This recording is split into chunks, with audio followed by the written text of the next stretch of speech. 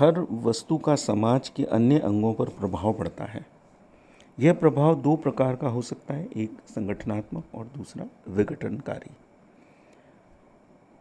अगर हम इसको उदाहरण के तौर पर समझना चाहें तो हृदय की धड़कन एक ऐसी प्रक्रिया है जो हमारे शरीर रूपी व्यवस्था को बनाए रखती है। अतः इस प्रक्रिया का प्रभाव संगठनात्मक माना जाएगा। हृदय की धड़कन यदि बंद हो जाए तो हमारा शरीर कार्य करना बंद कर देगा। अतः धड़कन का बंद होना शारीरिक व्यवस्था के लिए विघटनकारी है। समाजशास्त्र में संगठनात्मक परिणामों को प्रकार्यात्मक और विघटनात्मक प्रभावों को अप्रकार्यात्मक माना गया है। अगर हम धर्म का संरचनात्मक प्रकार्यात्मक उपागम के आधार पर अध्ययन करें तो हम देखेंगे कि धर्म के द्वारा समाज व समुदाय को किस प्रकार के प्रभाव पड़ते हैं। क्या धर्म समाज में संगठनात्मक स्थिति उत्पन्न करता है? क्या धर्म व्यक्ति की समता को बनाए रखने में सहायक होता है? अतः हम यह प्रश्न नहीं उठाएंगे कि धर्म का विकास किस प्रकार से हुआ, जो कि एक ऐतिहासिक प्रश्न है, और ना ही यह कि क्या ईश्वर का अस्तित्व है, जो कि एक दर्शन शास्त्रीय प्रश्न है। इस उपागम के आधार पर धर्म, शिक्षा, परिवार एवं अनेक समाजशास्त्रीय समस्याओं का अध्ययन किया जा सकता है। रॉबर्ट के मर्टन ने प्रकार्यात्मक उपागम को अधिक स्पष्ट करते हुए प्रकार्यों के दो प्रकार बताए। पहला प्रकट प्रकार्य और दूसरा अप्रकट प्रकार्य। जब किसी क्रिया के इच्छित प्रकार्य हों तो उसे प्रकट प्रकार्य कहा जाएगा, जबकि क्रिया के प्रभावों के बारे में हमने कोई कल्पना नहीं की हो और हम अकल्पित प्रभावों को देखते हैं जो कि आशानुकूल नहीं, तो ऐसे प्रभावों को हम अप्रकट प्रकार्य कहेंगे। उदाहरण के तौर पर एक व्यक्ति तरणताल में मनोरंजन के लिए प्रतिदिन तैरने जाता है। कुछ महीनों पश्चात उसे अपना चश्मा लगाने की आवश्यकता महसूस नहीं होती, क्योंकि उसे यह ज्ञात हो जाता है कि तैरने के कारण उसके नेत्रों की ज्योति ठीक हो गई है। यह प्रभाव अनापेक्षित था, क्योंकि तैरना प्रारंभ करने का उद्देश्य मनोरंजन था। ऐसे प्रभाव को अप्रकट प्रकार्य कहेंगे। प्रकार्यात्मक उपागम के अंतर्गत हम वर्तमान का अध्ययन करते हैं, क्योंकि किसी भी घटना के प्रभावों का आनुभाविक प्रमाण तभी संभव है जबकि घटना या वस्तु विद्यमान हो। इसी दृष्टिकोण से यह उपागम अधिक वैज्ञानिक हो सकता है और विभिन्न पद्धतियों का उपयोग आसानी से कर सकता है। तीसरी जो महत्वपूर्ण अप्रोच आती है, संघर्ष उपागम या कॉन्फ्लिक्ट अप्रोच। संरचनात्मक प्रकार्यात्मक उपागम समाज के संतुलन के आयामों को विशेष महत्व देता है। इसके आलोचक इस बात की ओर ध्यान आकर्षित करते हैं कि सामाजिक तनाव व संघर्ष के प्रति विमुख होने के कारण यह उपागम राजनैतिक दृष्टिकोण से रूढ़िवादी प्रभावों को समाजशास्त्रीय विवेचना से संबद्ध करता है। इस उपागम की आलोचना संघर्ष उपागम के द्वारा की गई। संघर्ष उपागम के अनुयायियों द्वारा ये माना जाता है कि वर्तमान समाज को संतुलित समाज मान लेना त्रुटिपूर्ण होगा। उनके अनुसार वर्तमान समाज स्वार्थ के संघर्ष से आक्रांत है। वे मानते हैं कि सामाजिक जीवन का प्रमुख आधार सामान्य सहमति नहीं, अपितु असहमति के विभिन्न आयाम हैं, जो कि विभिन्न समूहों के मध्य सत्ता पाने की प्रतिस्पर्धा के फलस्वरूप प्रकट होते हैं।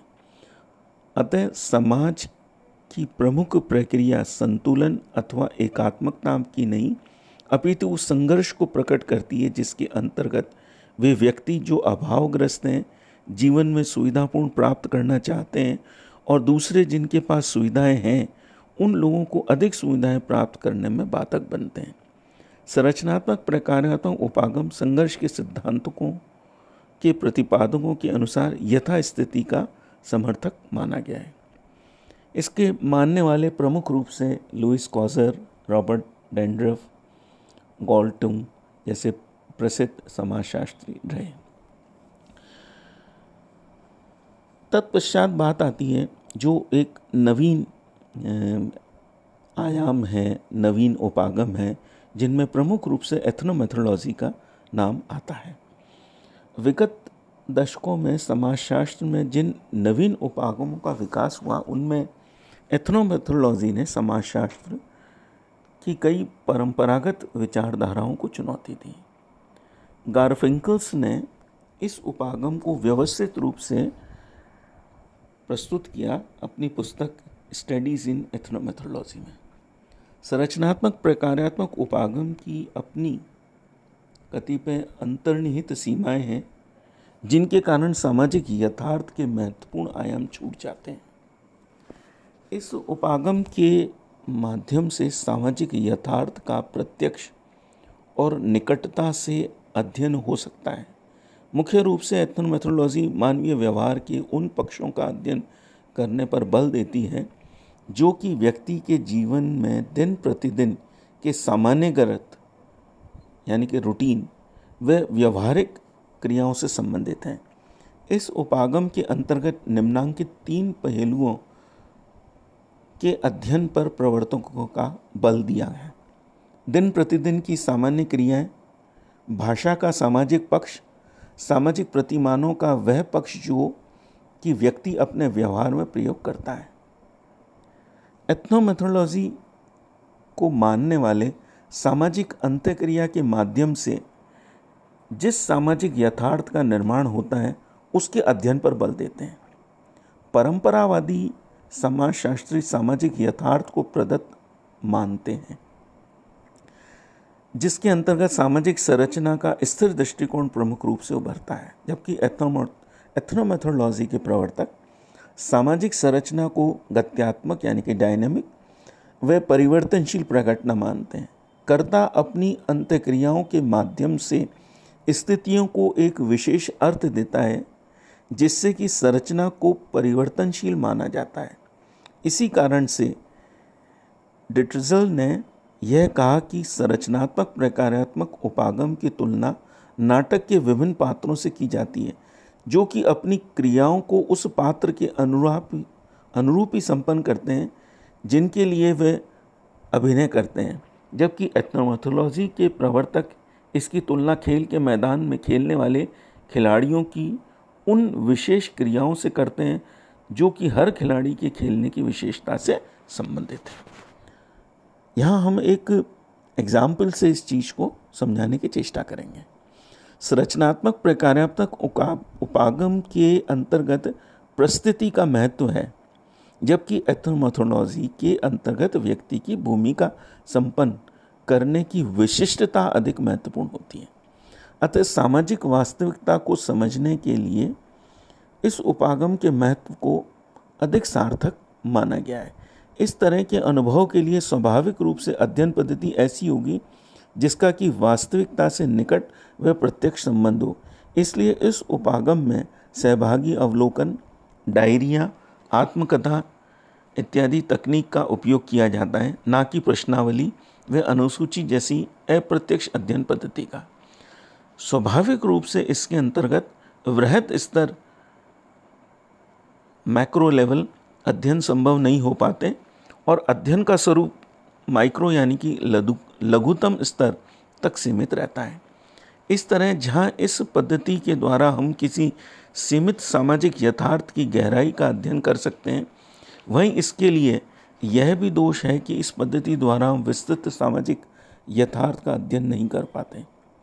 मैक्स वेबर की वर्स्टहैन पद्धति पर एथनोमेथोडोलॉजी में अधिक बल दिया गया। ये बोध अंडरस्टैंडिंग पर अधिक बल देता है और वस्तुपरक अध्ययन पद्धति आंकड़ों का गणनात्मक पक्ष व सर्वेक्षण विश्लेषण को शंका की दृष्टि से देखता है। अतः यह कहना असंगत नहीं होगा कि एथनोमेथोडोलॉजी एक व्यक्तिपरक उपागम है। दैनिक अंतःक्रियाएं, चूँकि एथनोमेथोडोलॉजी वेता के लिए महत्वपूर्ण है। अतः इस उपागम के अंतर्गत संचार, जो कि मनुष्य की भाषा के माध्यम से संपन्न करते हैं, अध्ययन का महत्वपूर्ण अंग बन जाता है। लेकिन भाषा को व्याकरण, शब्दकोश और उच्चारण की दृष्टि से ना देखकर उसके सामाजिक